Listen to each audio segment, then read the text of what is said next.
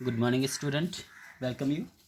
In previous lecture, you have studied about standardization and simplification of work. ठीक है, हमने पिछले टॉपिक में देखा था कि किस तरह वर्क को अपन स्टैंडर्डाइज बना सकते हैं, किस तरह उसका सिंप्लीफिकेशन कर सकते हैं to get better result. Okay, now work study. Okay, work study.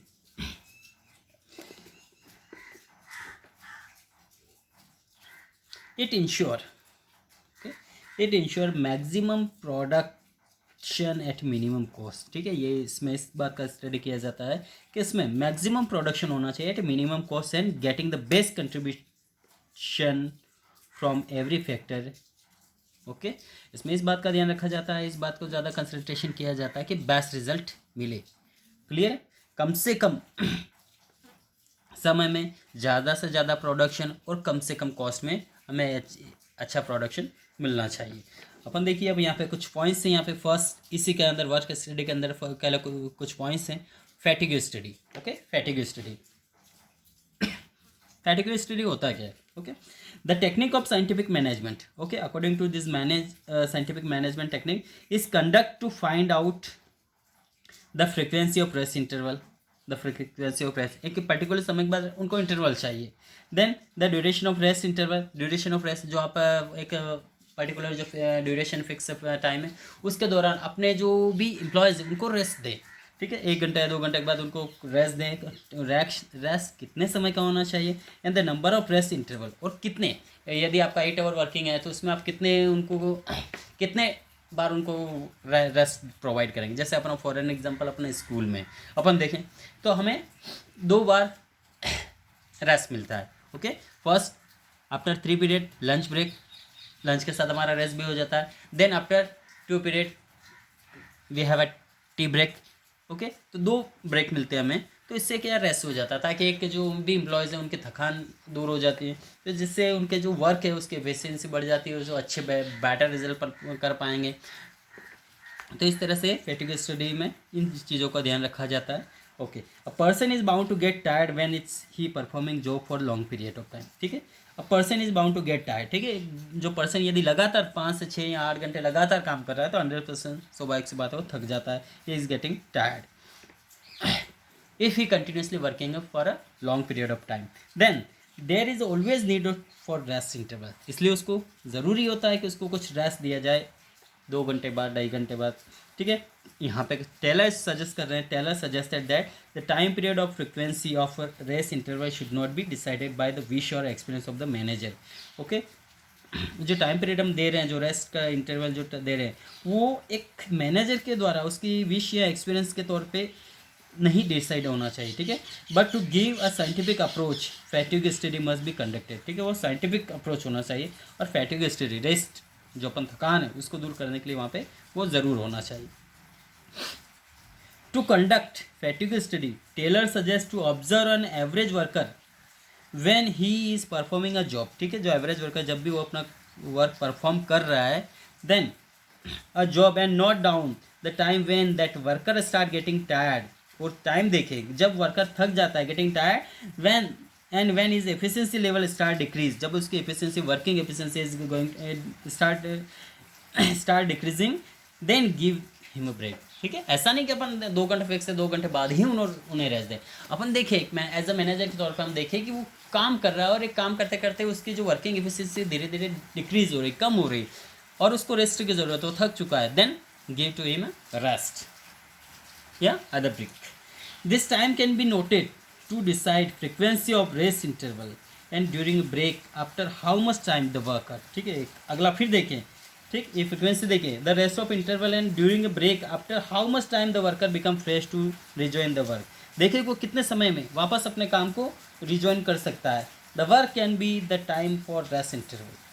So if frequency and time of rest interval is fixed by observing workers identify, it will be more scientific. और देखें कि ये more scientific होना चाहिए, पहचान करें कि ये ज़्यादातर most of this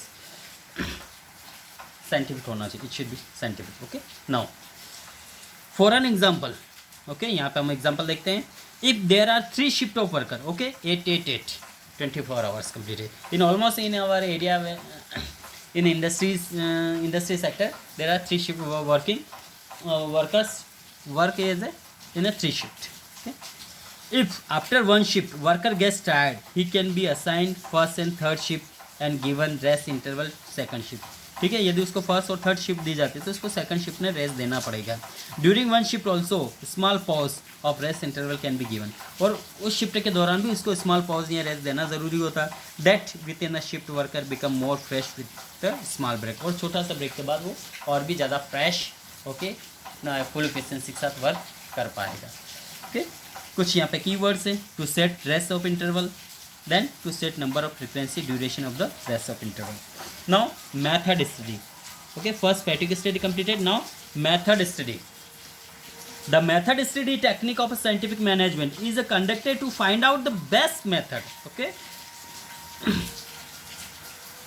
means the method technique of scientific management is conducted to find out the one of the best method or way performing the job which keep production cost minimum. और ये एक method होती है जिसमें कोशिश किया जाता है, सबसे पहले ये फाइंड आउट किया जाता है कौन सी बेस्ट मेथड है, और उस मेथड के तहत पे जो मिनिमम कॉस्ट में ज़्यादा से ज़्यादा प्रोडक्शन हो सके, make a maximum use of resource and organisation. जो भी रिसोर्स उनका फुल यूज़ हो सके और प्रोडक्शन भी फुल हो और कम से कम कॉस्ट हो, तो इस मेथड को सेलेक्ट किया जाता है. जैसे हम भी मार्केट में जा रहे हैं शॉपिंग करना कहीं भी, तो देखते हैं हज़ारों तरह की चीज़ें देखते हैं, लेकिन उसमें सेलेक्ट करते हैं. यहाँ भी अलग अलग मेथड है. ठीक है, तो इसमें वो मेथड इम्प्लीमेंट करेंगे ऑर्गेनाइजेशन की जो कम से कम कॉस्ट लगे और ज़्यादा से ज़्यादा प्रोडक्शन हो. Next, according to Taylor's the method of production should not be decided by rule of thumb. ठीक है, जो मेथड है वो decided by rule of thumb नहीं होना चाहिए, अपनी इच्छा से नहीं होना चाहिए method, but all the method must be tried in the organisation and one which is bring maximum benefit. और एक ऑर्गेनाइजेशन में जितने भी मेथड्स हैं उन सबको ट्राई करना चाहिए. ठीक है, and one of which bring maximum benefit with the minimum cost must be selected, and all the methods must be implemented in the organization and select one of them which is give maximum production at a minimum cost, and this method should be implemented in this organization. Okay, now to determine the best way. अब कैसे? To determine the best way there are certain parameters right from the procurement of a raw materials. ठीक है, यहाँ पे इसको select करने के लिए बहुत सारे पैरामीटर्स हैं. सो राइट फ्रॉम पैरामीटर और रॉ मटेरियल से हम देखेंगे till the end final production delivery. ठीक, रॉ मटेरियल से ही लगाकर लास्ट फाइनल डिलीवरी तक हम देखेंगे. Taylor develop the concept of assembly line by using method of study.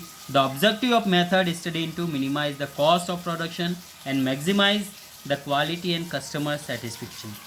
Ford Motors use this concept very successful, और यहाँ पे फोर्ड मोटर ने इसको यूज़ किया है जो कि काफ़ी सक्सेसफुल कॉन्सेप्ट रहा है. Now example for production of shoes. ठीक है, यदि यहाँ पर शूज़ का हम प्रोडक्शन कर रहे हैं, there can be labour intensively method and machines intensive method. ठीक है, यहाँ लेबर और मशीन का दोनों का हम यहाँ सामंजस्य देखेंगे, दोनों का अलग अलग देखेंगे. To find out which is the best management must be evaluate the cost of production. अब दोनों में देखेंगे कि जो मैनुअल जो लेबर लगे हैं वो ज़्यादा बेटर वर्क कर पा रहे हैं मशीन के द्वारा. With both the method and compare both the method with the available resource of the company. जो भी रिसोर्स है कंपनी के पास, तो दोनों में कंपैरिजन करेंगे कि कौन सी मेथड यूज़ करके लेबर या मशीन का यूज़ करके वो ज़्यादातर प्रोडक्शन कर पाइए या मिनिमम कॉस्ट पे कर पाइए.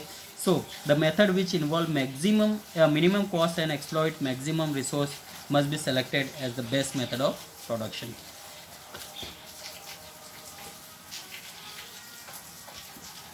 Now key points here. First, finding the best way of doing a job. सबसे पहले जो जॉब करने के लिए बेस्ट वे देखें, बेस्ट मेथड देखें. Selection of the method which is minimize the cost and maximum the quality and satisfaction of the customer. और वो मेथड सेलेक्ट करें जिसमें कम से कम कॉस्ट लग रही है, मैक्सिमम सेटिस्फिकेशन, क्वालिटी और प्रोडक्शन हो रहा है, कस्टमर के भी सेटिस्फिकेशन हो रहा है. ठीक है, और एज अ प्रोड्यूसर के भी प्रोडक्शन ज़्यादा हो रहा है और कस्टमर सेटिस्फिकेशन भी मैक्सिमम हो रहा है. ठीक, then last devising the concept of assembly line. Okay, then third time assembly will continue in next part.